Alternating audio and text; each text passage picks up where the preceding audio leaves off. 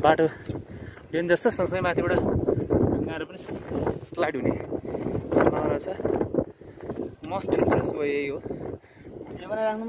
Door safe हो सुन्नुको। एउटा भाइ चाहिँ पारि वाक गरेर गइसक्यो, हामी दुईजना यहाँ छौँ हेर्नुहोस् त। र एउटा साथी चाहिँ पछाडि छ, 4 जनाको ग्रुप हो। हे भगवान्, माथिबाट ढुङ्गा चाहिँ नझार्दै है, जे जस्तो भए पनि सर्भाइभ गर्नु चाहिँ हामीलाई एडभेन्चरस लिनु छ। नेपालको सबभन्दा ठुलो जिल्लामा हामीले चाहिँ जोखिमपूर्ण यात्रा गरिरहेका छौँ। ठिक छ, मरत हो, मरतले यतिको एडभेन्चरस त गर्छ मजाले नै।